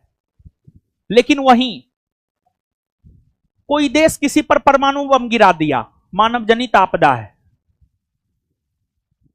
किसी फैक्ट्री में किसी स्टाफ के लापरवाही की वजह से कोई गैस रिसाव हुआ, आग लग गया, वो मानव जनित आपदा है। तो मानव जनित आपदा में एक नाभिकीय आपदा है, एक रासायनिक आपदा है, और रासायनिक आपदा के अंतर्गत ही भोपाल गैस त्रासदी आता है। भोपाल में एक यूनियन कार्बाइड नामक फैक्ट्री थी, उसमें 3-4 दिसंबर 1984 को 3-4 दिसंबर 1984 को मिथाइल आइसोसाइनाइड गैस का रिसाव हुआ। MIC, methyl isocyanide, MIC gas का रिसाव हुआ, जिस वजह से हजारों लोग प्रभावित हुए और उसका प्रभाव अभी भी देखने को मिलता है। तो यह जो घटना है, यह घटना 1984 में हुई है और यह एक प्रकार की रासायनिक आपदा है। यह एक प्रकार की रासायनिक आपदा है। जैसे अब परमाणविक या नाभिकीय आपदा की अगर आप बात करेंगे तो द्वितीय विश्व युद्ध के दौरान अमेरिका ने 6 अगस्त 1945 को जापान के हिरोशिमा और 9 अगस्त 1945 को जापान के नागासाकी पर जो बम गिराया है, लिटिल बॉय और फेटमैन नामक बम, लिटिल बॉय और फेटमैन नामक बम, ये नाभिकीय या परमाणविक आपदा है। ये नाभिकीय या परमाणविक आपदा है। और पहला परमाणु बम 6 अगस्त 1945 को जापान में गिराया गया है। यह बिहार SI का पूछा हुआ क्वेश्चन है, विश्व में सर्वप्रथम परमाणविक घटना कब घटित हुई है। क्वेश्चन को घुमा दिया है थोड़ा सा, इसका उत्तर हो जाएगा 6 अगस्त 1945। और जब अमेरिका ने जापान पर परमाणु बम गिराया तो उससे जापान बर्बाद हो गया, एक प्रकार से कहिए तो।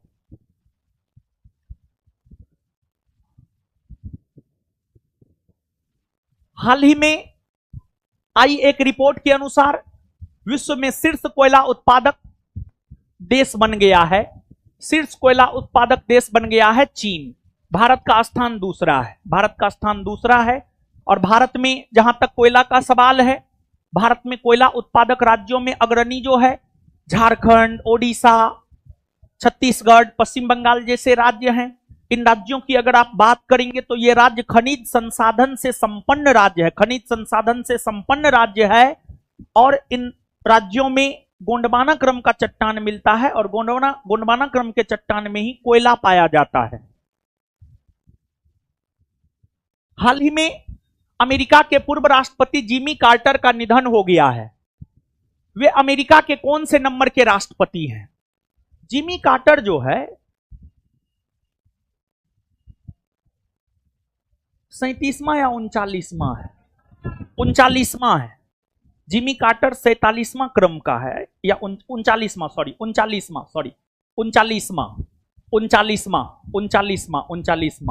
समझ गए।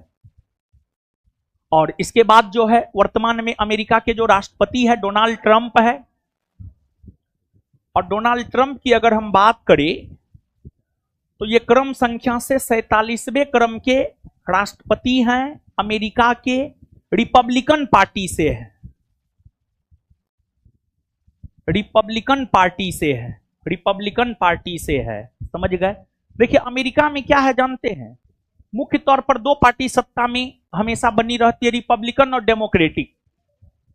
इससे पहले अमेरिका के राष्ट्रपति डेमोक्रेटिक पार्टी से थे, क्या नाम था उनका? जो बाइडेन डेमोक्रेटिक पार्टी के थे, ये रिपब्लिकन के हैं, समझ गए। और 47वें क्रम के हैं। 1 नंबर का झूठा है, झूठ का कारखाना है, कब क्या बोलेगा कहना मुश्किल है, समझे।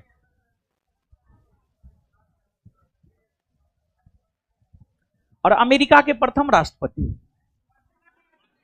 George Washington.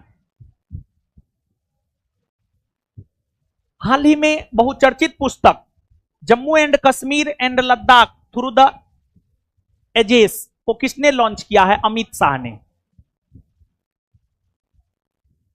जनवरी 2025 में किस तारीख को विश्व ब्रेल दिवस मनाया गया? विश्व ब्रेल दिवस 4 जनवरी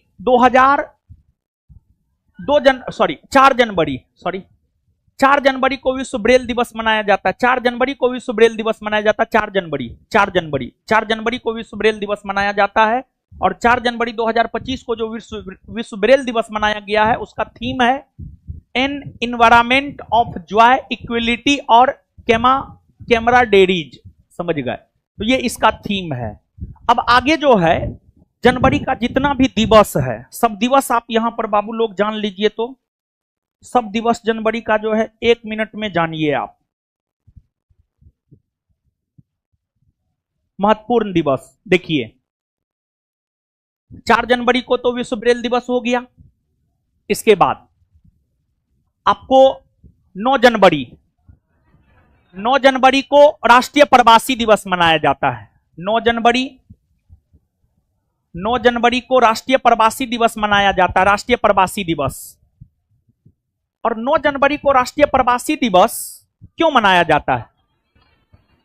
क्योंकि महात्मा गांधी लंबे अरसे के बाद दक्षिण अफ्रीका से 9 जनवरी 1915 को भारत आए थे, इसी वजह से। और जब महात्मा गांधी भारत आए थे तो उस समय प्रथम विश्व युद्ध चल रहा था। समझ गए? इसके बाद 10 जनवरी का जहां तक सवाल है, 10 जनवरी को विश्व हिंदी दिवस मनाया जाता है। विश्व हिंदी दिवस मनाया जाता है। और 10 जनवरी को विश्व हिंदी दिवस इसलिए मनाया जाता है क्योंकि 10 जनवरी को 1975 ईस्वी में पहला विश्व हिंदी सम्मेलन आयोजित किया गया था। और जो विश्व हिंदी सम्मेलन आयोजित होता है और हिंदी राष्ट्रभाषा नहीं है। राष्ट्रभाषा मतलब देश की भाषा, राष्ट्रभाषा नहीं है, बल्कि हिंदी राजभाषा है। और राजभाषा का मतलब होता है कामकाज की भाषा। किसी भी राजभाषा में काम किया जा सकता है। और भारतीय संविधान का जो अनुच्छेद 343 है, 343 यह कहता है कि 12 जनवरी को राष्ट्रीय युवा दिवस, 12 जनवरी को राष्ट्रीय युवा दिवस 12 जनवरी को राष्ट्रीय युवा दिवस के रूप में मनाया जाता है। फिर 15 जनवरी की अगर हम बात करें तो 15 जनवरी को थल सेना दिवस के रूप में मनाया जाता है। थल सेना दिवस के रूप में मनाया जाता है। फिर इसके बाद पराक्रम दिवस, राष्ट्रीय पराक्रम दिवस के रूप में मनाया जाता है। और राष्ट्रीय पराक्रम दिवस के रूप में 23 जनवरी को मनाया जाता है। यह सुभाष चंद्र बोस का जन्म दिवस है। 23 जनवरी 1897 को ओडिशा के कटक में सुभाष चंद्र बोस का जन्म हुआ था। 23 जनवरी को राष्ट्रीय पराक्रम दिवस के रूप में मनाया जाता है। इसके बाद 25 जनवरी मतदाता दिवस, राष्ट्रीय मतदाता दिवस के रूप में मनाया जाता है। और 25 जनवरी को राष्ट्रीय मतदाता दिवस के रूप में इसलिए मनाया जाता है, इलेक्शन कमीशन ऑफ इंडिया, चुनाव आयोग, election commission of India, ECI, election commission of India का गठन हुआ था। और राज्य स्तरीय दल का दर्जा देना, यह सब जो है आपको चुनाव आयोग का काम होता है। चुनाव आयोग मतदान करवाता है। इसी वजह से उनके स्थापना दिवस 25 जनवरी को राष्ट्रीय मतदाता दिवस के रूप में जो है आपको मनाया जाता है।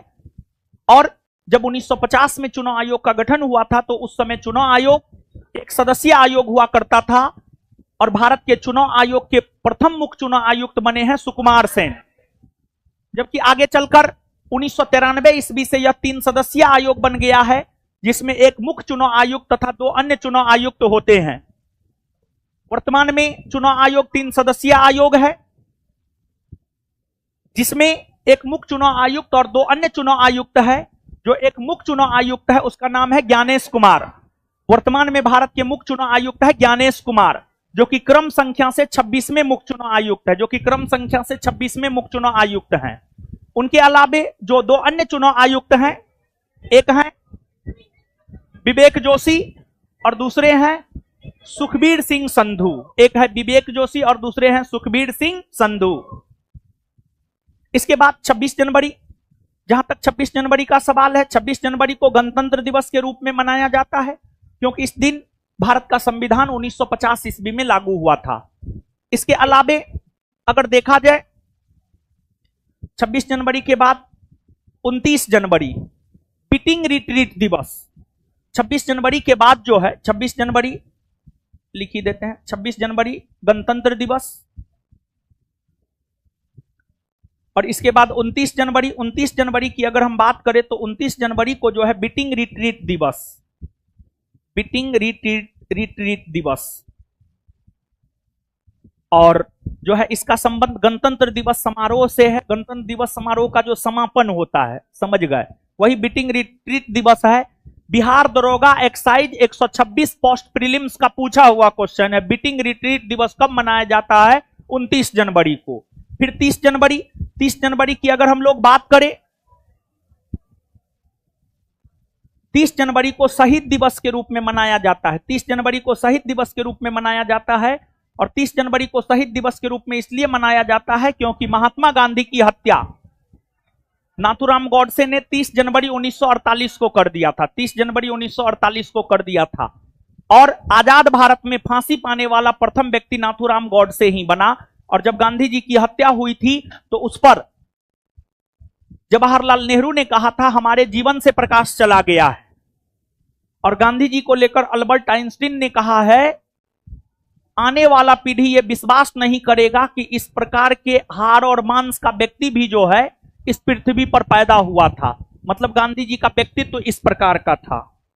तो सब दिवस तो आप लोग बाबू जान लिए, लेकिन आपको एक दिवस छूट गया है, राष्ट्रीय बालिका दिवस। राष्ट्रीय बालिका दिवस है 24 जनवरी, 24 जनवरी, 24 जनवरी। इसमें जो है ना बाबू 2-3 दिवस का हम थीम बता देते हैं, और ये 2-3 दिवस का थीम आपके लिए जरूरी है, क्योंकि जब दिवस से प्रश्न आता है फलना दिवस का थीम क्या है, तो ये क्वेश्चन में जो है लुइस ब्रेल दिवस का थीम तो है, ये है एगो। आप लोग इसमें जो है 2-3 गो दिवस का थीम आप लोग याद रख लीजिएगा। एगो राष्ट्रीय प्रवासी दिवस 2025 का थीम क्या है, इसको आप याद रख लीजिएगा। राष्ट्रीय प्रवासी दिवस 2025 का थीम है, इसका थीम अगर देखा जाए तो विकसित भारत की संकल्पना, विकसित भारत की संकल्पना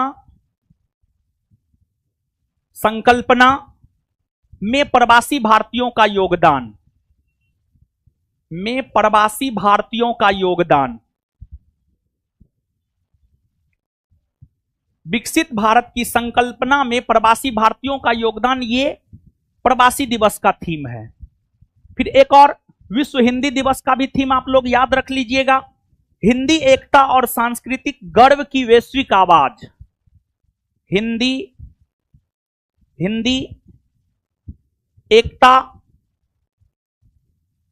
और सांस्कृतिक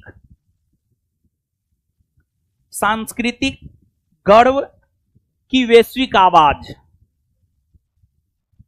वैश्विक आवाज, ये हिंदी दिवस का थीम है। इसके अलावे जो है राष्ट्रीय मतदाता दिवस का थीम सबसे ज्यादा जरूरी है। और बाबू हम आपको बता दें यहां पर कि राष्ट्रीय मतदाता दिवस 25 जनवरी को मनाया गया है। संभवतः अगर हमको सच याद है तो आपका बिहार एसआई एग्जाम इसके बारे में 2 बार पूछा है, राष्ट्रीय मतदाता दिवस कब मनाया गया है, यानी 25 जनवरी। 25 जनवरी बड़ी महत्वपूर्ण है, इसको आप जरूर याद रखिएगा। और आगे बिहार में चुनाव भी होने हैं, तो इस दृष्टिकोण से भी अगर देखा जाए तो महत्वपूर्ण है। तो जो 25 जनवरी को हम लोग राष्ट्रीय मतदाता दिवस मनाते हैं, इसका जो थीम है nothing like voting, nothing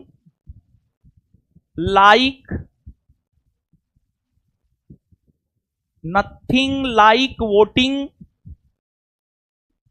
nothing like voting, I vote for sure, I vote for sure, ये जो है आपको थीम रहा है, समझ गए। तो कम से कम ये जो 3 दिवस है इसका थीम जो है आप लोग जरूर याद रखने का प्रयास कीजिएगा। तो अब आइए एक बार ये सब दिवस जो है हम लोग क्या कर लेते हैं याद। क्या करेंगे? याद करेंगे ना। सही में। आए? आइए बाबू, आइए हीरालाल साहब, आइए बताइए, विश्व ब्रेल दिवस कब मनाया जाता है? राष्ट्रीय युवा दिवस। किसके जन्म दिवस को राष्ट्रीय युवा दिवस के रूप में मनाया जाता है? स्वामी विवेकानंद। थल सेना दिवस, थल सेना दिवस, राष्ट्रीय पराक्रम दिवस, राष्ट्रीय पराक्रम दिवस किसके जन्म दिवस को, किसके जन्म दिवस को राष्ट्रीय पराक्रम दिवस के रूप में मनाया जाता है? सुभाष चंद्र। दिल्ली चलो का नारा कौन दिया? सुभाष चंद्र बोस। तुम मुझे खून दो, मैं तुम्हें आजादी दूंगा। सुभाष चंद्र बोस। जय हिंद। सुभाष चंद्र बोस। देशभक्तों का देशभक्त महात्मा गांधी ने किसे कहा? सुभाष चंद्र बोस। सुभाष चंद्र बोस के गुरु कौन थे? चित्तरंजन दास। सुभाष चंद्र बोस के गुरु कौन थे? सीआर दास। ये भी बिहार एसआई का पूछा हुआ क्वेश्चन है। सुभाष चंद्र बोस के राजनीतिक गुरु कौन थे? सुभाष चंद्र बोस की पत्नी कौन थी? एमिली सेंकल। एमिली सेंकल। प्रेम विवाह किए थे वो, और उनके विवाह के बारे में किसी को जानकारी नहीं था उनके स्वयं के अलावा। समझ गए? मतलब पर्सनल लाइफ को पर्सनल रखे थे और प्रोफेशनल को प्रोफेशनल रखे थे, ताकि देश की आजादी में उनकी पत्नी बाधा ना बन सके। समझ गए? बाद में जाकर के सुभाष चंद्र बोस के मरने के बाद जो है पता चला कि सुभाष चंद्र बोस की कोई पत्नी भी है, जबकि सुभाष चंद्र बोस की सबसे ज्यादा गहरी दोस्ती अगर किसी के साथ थी तो जवाहरलाल नेहरू के साथ थी। और जवाहरलाल नेहरू के साथ जो है कुछ दिनों तक सुभाष चंद्र बोस जो है आपको काम भी किए थे। सुभाष चंद्र बोस ऐसे तो कांग्रेस से जुड़े थे, लेकिन बाद में जाकर जो है आपको स्वराज दल से भी जुड़े थे, और बाद में जाकर जब कांग्रेस पूरी तरीका से छोड़ दिए तो सुभाष चंद्र बोस ने 3 मई 1939 को फॉरवर्ड ब्लॉक की स्थापना किया था। फॉरवर्ड ब्लॉक की स्थापना 3 मई 1949 को सुभाष चंद्र बोस ने किया था। 1943 ईस्वी में सुभाष चंद्र बोस को जो है आजाद हिंद फौज का सेनापति बनाया गया था, और सुभाष चंद्र बोस जुलाई 1944 में म्यांमार के जुबली हॉल से महात्मा गांधी को राष्ट्रपिता कहकर पुकारा, और उस संबोधन में सुभाष चंद्र बोस ने यह कहा था कि राष्ट्रपिता, आजादी की अंतिम लड़ाई शुरू हो चुकी है और हम चाहते हैं कि इस लड़ाई में आप मेरा साथ दें, आप हमें आशीर्वाद दें, आप हमें आशीर्वाद दें। तो महात्मा गांधी अपने आप को नहीं कहे थे कि हम राष्ट्रपिता है ना, महात्मा गांधी को सुभाष चंद्र बोस ने राष्ट्रपिता कहकर पुकारा। समझ गए? राष्ट्रीय मतदाता दिवस कब मनाया जाता है? राष्ट्रीय मतदाता दिवस। इलेक्शन चुनाव आयुक्त कौन है? ज्ञानेश कुमार। कौन है? कैमे क्रम के हैं? 26 में। आगे कब से चल रहा है? तो वो ठीक ना करेगा, हमको क्या बोल रहा है? ठीक करो।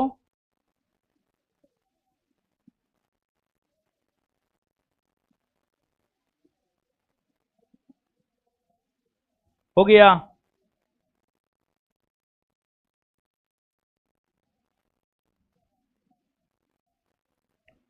चलिए, एगो बात यहां पर जान लीजिए बाबू,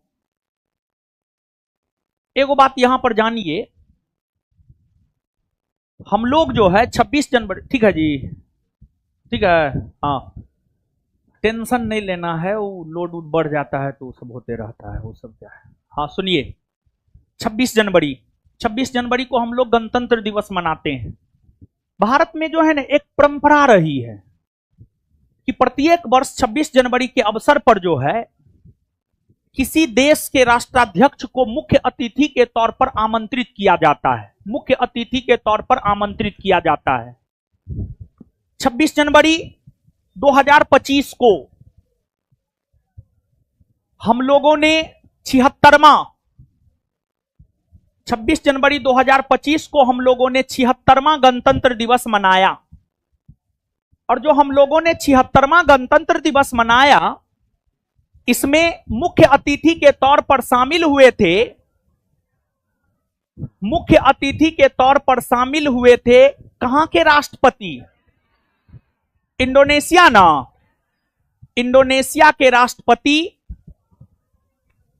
इंडोनेशिया के राष्ट्रपति Prabowo Subianto, Prabowo Subianto, Prabowo Subianto, Prabowo Subianto.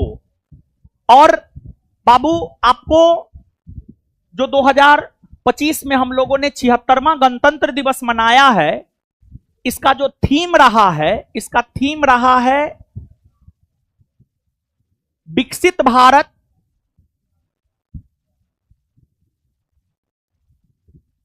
विकसित भारत, विरासत और विकास। सॉरी, विकसित भारत ने स्वर्णिम भारत, सॉरी, इसका थीम रहा है स्वर्णिम भारत,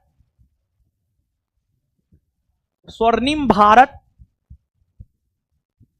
विकसित और विकास, और विकास थीम रहा है। और इस 26 जनवरी 2025 के अवसर पर जो तमाम प्रकार की झांकियां निकाली गई थी, उन झांकियों में अगर देखा जाए, उत्तर प्रदेश का जो महाकुंभ झांकी था, उसे पहला रैंक मिला था, उसे पहला रैंक मिला था। सर्वश्रेष्ठ झांकी उत्तर प्रदेश राज्य का रहा है, महाकुंभ झांकी का रहा है। ये बात भी आप याद रखिएगा। तो बहुत कुछ क्लियर करते हुए जा रहे हैं, समझे ना। आगे ये जो थ्योरी है ना बाबू, इस थ्योरी को भी इस डिस्कशन के दौरान पूरा पढ़ा देंगे, जिसमें एगो मतलब 26 अठी वाला जो है पढ़ा दिए हैं, समझे, गणतंत्र दिवस वाला। इसके बाद आगे है, हाल ही में भारतीय खाद्य निगम के अध्यक्ष और प्रबंध निदेशक किन्हें नियुक्त किया गया है? आशुतोष अग्निहोत्री, आशुतोष अग्निहोत्री। और जो भारतीय खाद्य निगम है, इसकी स्थापना 1965 में हुई है। हाल ही में किस राज्य या यूटी में भारत का पहला जैविक मत्स्य पालन क्लस्टर शुरू किया गया है? भारत का पहला जैविक मत्स्य पालन क्लस्टर शुरू किया गया है सिक्किम में। देखिए बाबू, सिक्किम, सिक्किम का जहां तक सवाल है, सिक्किम को 35वां संविधान संशोधन के तहत भारत के सहराज्य का दर्जा दिया गया और 36वां संविधान संशोधन 1975 के तहत सिक्किम भारत का 22वां राज्य बना।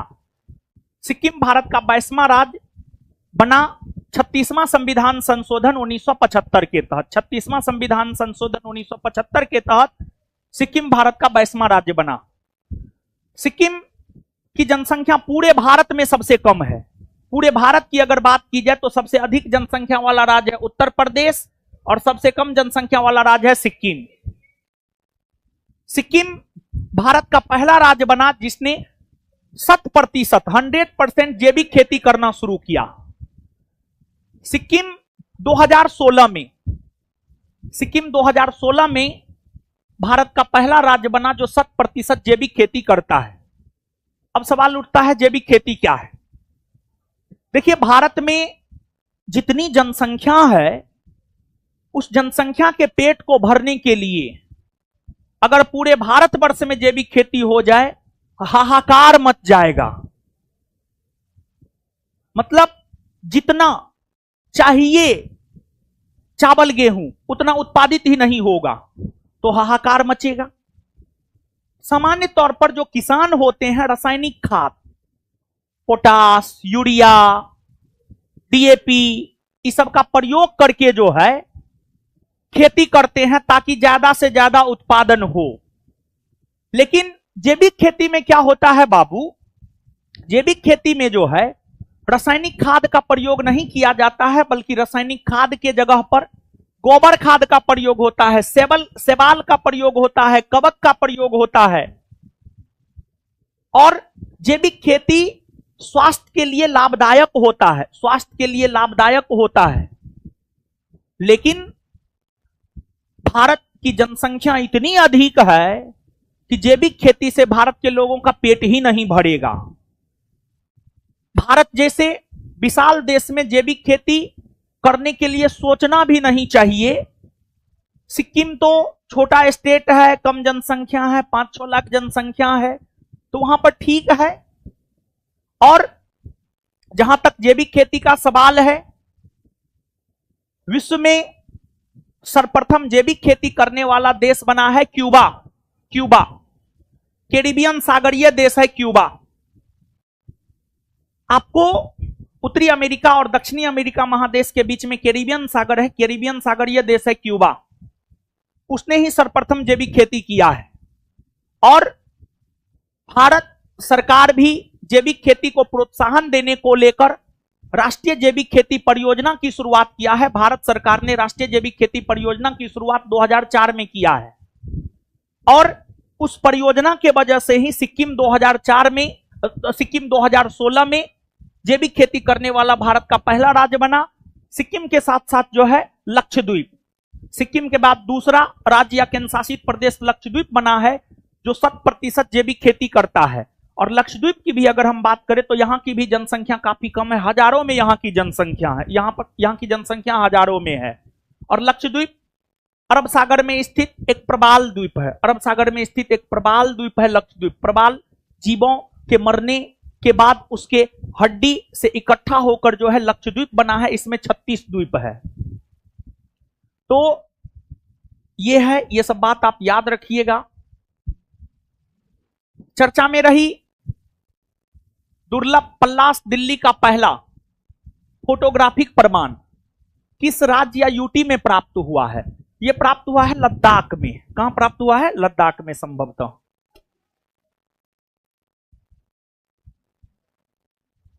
नहीं जी, हिमाचल प्रदेश होगा, सॉरी हिमाचल प्रदेश होगा, गलत बोल दिए हम, हिमाचल प्रदेश होगा, हिमाचल प्रदेश होगा, सॉरी लद्दाख नहीं, हिमाचल प्रदेश। चर्चा में रही दुर्लभ पल्लास दिल्ली का पहला फोटोग्राफिक प्रमाण हिमाचल प्रदेश में मिला, हिमाचल प्रदेश। फरवरी 2025 में होने वाली 38वीं राष्ट्रीय खेल के लिए मसाल का विभिन्न शहरों में भ्रमण शुरू कर दिया गया है। इस मसाल का क्या नाम है? इस मसाल का नाम है तेजस्विनी। और जो 38वां राष्ट्रीय खेल है इसका आयोजन जो है आपको उत्तराखंड में हुआ है, उत्तराखंड में हुआ है, उत्तराखंड में हुआ है। और आगे जो है 39वां राष्ट्रीय खेल अगर देखा जाए तो 39वां राष्ट्रीय खेल मेघालय में होना प्रस्तावित है, मेघालय। दुनिया की सबसे कम उम्र की पहली पर्वतारोही कौन बनी? जो 7 महाद्वीपों के सबसे ऊंची चोटी को सफलतापूर्वक चढ़कर फतह करके विश्व रिकॉर्ड बनाया है। अरे एशिया महादेश का सर्वोच्च पर्वत चोटी माउंट एवरेस्ट है, फिर दक्षिण अमेरिका का माउंट एकांगुआ है, फिर यूरोप का एल्ब्रूस है। तो सभी महादेश के सबसे ऊंची चोटी पर चढ़कर यह विश्व रिकॉर्ड बनाने वाली लड़की है काम्या कार्तिकेयन, काम्या कार्तिकेयन। चलिए 50 क्वेश्चन हो गया ना, फिर जो है इससे आगे अगले क्लास में। और ये सेशन जो है लगातार जब तक पूरा खत्म नहीं हो जाता है तब तक ये सेशन जो है आपको लगातार YouTube पर चलता रहेगा। और प्रत्येक दिन जो है शाम में 7:30 से 9:30, शाम में 7:30 से 9:30 आगे हम लोग मिलते हैं कल। और सब लोग स्टडी मटेरियल ले लीजिएगा और रिवीजन कीजिएगा। जो बताते हैं वो सब जो है रिवीजन करते जाना है। धन्यवाद सभी लोगों का, आप सब लोग जुड़े, पढ़े, धन्यवाद। मिलते हैं कल 7:30 बजे।